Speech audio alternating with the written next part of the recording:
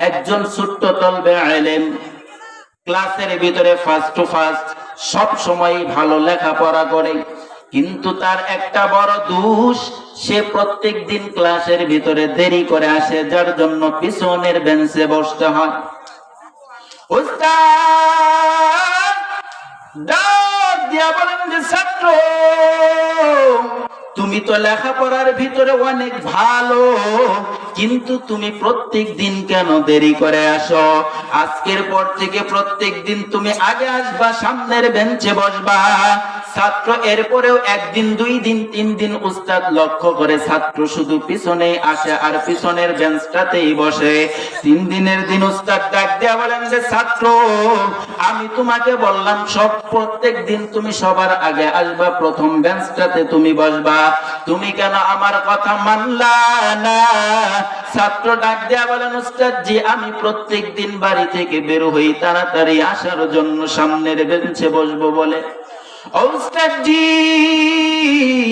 আমি যখন রাস্তায় বের হয়ে যাই, সেই রাস্তার ভিতরে আমি দেরি হয়ে যায়। উস্তাদ ডাক দিয়া বলেন, দেরির কারণটা কি আমাকে বলিয়া দাও। এইবার ছাত্র ডাক দিয়া বলেন, হুজুর আমি যখন রাস্তায় বের হয়ে যাই, হঠাৎ করে পায়ের দিকে তাকাই, আমি যখন পাটাকে জমিনের ভিতরে ফালাই, কেমন জানি বিদ্যুৎ চমকানোর মতো একটা বিজলি চমকা যায়। আমি যেই কয়টা কদম ফালাই, ওই কয়বার লাইটিং জ্বলিয়া উঠে। এই কারণে হুজুর আমার মাদ্রাসা পর্যন্ত আসতে দেরি হয়ে যায়। ওই ইমানদারি মুসলমান আল্লাহর গোলাম, ও নবীর উম্মতের দল, খেয়াল করিয়া বুঝিয়া নাও, সেইটা দুনিয়ার স্বাভাবিক কোন ছাত্র না, সেইটা স্বাভাবিক কোন ছাত্র ছিল না। আর যেই ছাত্রটার নজরের ভিতরে এত সুন্দর লাইটিং প্রকাশ্যে দেখা পড়লো, ওই লাইটিংটা দুনিয়ার কোন এরকম চমক বাতিও না। সেই বাতিটা, সেই লাইটিংটা হচ্ছে আল্লাহ পাক রব্বুল আলামিন যে তলবে ইলমের পায়ের নিচে ফেরেশতাদের নূরের পাখনা বিছাইয়া দেয়, এইটার একটা বাস্তব প্রমাণ। আর ওই ছাত্রটা হচ্ছে হযরত ইমাম গাজ্জালী রাহমাতুল্লাহি আলাইহি। রাস্তা দিয়ে হেঁটে যায়, বিদ্যুৎ চমকায়, আলো জ্বলে, আমরা তো দেখি না। কেন দেখি না? এই চোখ কি আর চোখ আছে? এই চোখ তো টিভি দেখতে দেখতে শেষ। কথা বলেন ঠিক কিনা? আরে বুড়া বাবারা 5 টাকা হালাল ইনকাম করে মূলা বিক্রি করে বাজারে 20 টাকা, 5 টাকা দিয়ে চা কিনা বাম হাতে ধরে ধরে খায়। কথা বলেন ঠিক কিনা? আবার সিগারেট কিন্তু ডান হাতে ঠিকই থাকে। সিগারেট নেই ডান হাতে, আর হালাল জিনিস, হ্যাঁ চা কিনছে 5 টাকা দিয়ে, এটা খায় বাম হাত দিয়ে। এটা মনে হয় এর কাছে খুব স্বাদ লাগে। আর সিনেমার দিকে লাগছে, পিছন থেকে হাজি সাহেব করে ডাক দিলেও শোনেন। আল্লাহ তাআলা আমাদেরকে হেফাজত করুক। আমাদের এই চোখ তো ছবি দেখতে দেখতে নষ্ট হয়ে গেছে, অশ্লীল জিনিস দেখতে দেখতে নষ্ট হয়ে গেছে। আমার আগের জন বলে গেছে যে আমরা তো ওই যে বেপরদা মহিলাদেরকে দেখতে দেখতে আমাদের এই দৃষ্টি নষ্ট হয়ে গেছে। আমরা কেমনে বুঝবো এই তলবে ইলমের পায়ের নিচে নূরের পাখনার আলো জ্বলে? এর ইমানদারি মুসলমান আল্লাহর গোলাম, একজন তলবে ইলমের কেমন দাম, কেমন সম্মান, কেমন ইজ্জত। হযরত মূসা আলাইহিস সালাতু ওয়াস সালাম নাম শুনছেন? চিনেন? কে ছিল? একজন নবী ছিলেন। একবার এক কবরস্থানের কাছ দিয়ে হেঁটে যায়, হঠাৎ করে কবরের ভিতরে লক্ষ্য করে কবরের ভিতরে ভয়ঙ্কর আযাব শুরু হয়ে গেছে। মূসা আলাইহিস সালাতু ওয়াস সালাম কবরটাকে ভালো করিয়া খেয়াল করিয়া দেখে ভয়ঙ্কর আযাব কবরের ভিতরে শুরু হয়ে গেছে।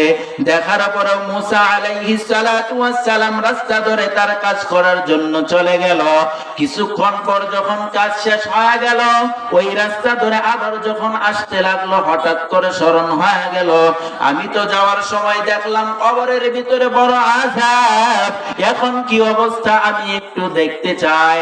হযরত মূসা আলাইহিস সালাতু ওয়াস সালাম যখন কবরের ভিতরে লক্ষ্য করে তাকাইয়া দেখে আল্লাহু আকবার, আল্লাহর বান্দা শান্তির ঘুমে ঘুমায়, বলেন না সুবহানাল্লাহ। মুসা আলাইহিস সালাতু ওয়াস সালাম ডাইরেক্ট কার সঙ্গে কথা বলতেন? আওয়াজ দিয়ে বলেন, কার সঙ্গে কথা বলতেন? আল্লাহর সঙ্গে কথা বলতেন। ও ভাই দোস্ত বুজুর্গ, ঘটনাটা বলেই শেষ করে দেব। এইবার মুসা আলাইহিস সালাতু ওয়াস সালাম আল্লাহকে প্রশ্ন করে, আল্লাহ যাওয়ার সময় দেখলাম কবরের ভিতরে ভয়ঙ্কর আযাব, হঠাৎ কোন আমলের কারণে বান্দার আযাব বন্ধ হয়ে গেল। আল্লাহ পাক রব্বুল আলামিন ডাক দিয়ে বলেন, মুসা দুনিয়ার জমিন থেকে আমার বান্দা যেই দিন চলে আসছে, সেই দিন বান্দার স্ত্রীর গর্ভে একটা সন্তান ছিল। সে মৃত্যুবরণ করার পরে তার স্ত্রীর গর্ভ থেকে একটা পুত্র সন্তান জন্ম গ্রহণ করেছে। সন্তানের বয়স 4-5 বছর, কিন্তু বাবা মরার পরে মা নিয়ত করছে সন্তানকে মাদ্রাসায় দিয়া দিবে। ও মুসা শুনিয়া নাও, ওই বাচ্চার বয়স যখন 4-5 বছর হয়ে গেছে, আজকে সর্বপ্রথম মাদ্রাসায় বাচ্চাটাকে তার মা নিয়ে গেছে।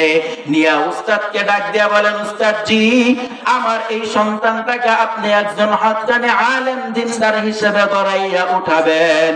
এরে মুসা শুনিয়া নাও, এই সন্তান যখন উস্তাদের হাতে দেয়, সন্তানটাকে উস্তাদের হাতে দেওয়ার সঙ্গে সঙ্গে উস্তাদ একটা সর্বপ্রথম সবক শিক্ষা দেয়।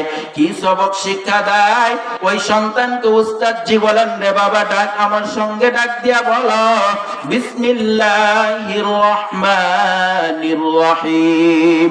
ওই সন্তান যখন বলে বিসমিল্লাহির রহমানির রহিম, হে মুসা আমি রবের কলিজায় কুদরতি জজ বড় বাড়িয়া যায়।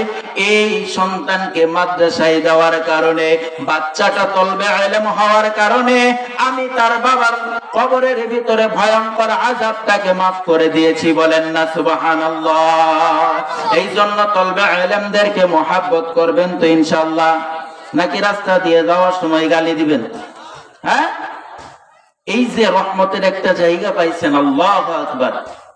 একটা তলবে ইলম যখন কবরের কাজ দিয়া যায়, আল্লাহ পাক রব্বুল আলামিন এই তলবে ইলম একবার যাওয়ার কারণে কবরের আযাব 40 দিন বন্ধ রাখে। আস্তে বলেন সুবহানাল্লাহ। এখন চিন্তা করেন, আপনার বাপ দাদার কবরের সাইড দিয়ে এই মাদ্রাসা থেকে তলবে ইলম গুলা কয়বার যাওয়া আসা করে। এখন বাড়িতে যায় ক্যালকুলেটর নিয়ে হিসাব করেন যে যাওয়া আসাতে কয়বার আর কয়দিন তো কবরের আযাব মাফ হয়। প্রত্যেক দিন এখানে তেলাওয়াত হয়। আরে বাবা, আপনি আমি যখন নাক ডাইকা ঘুমাই আসার পরে আবার ফজর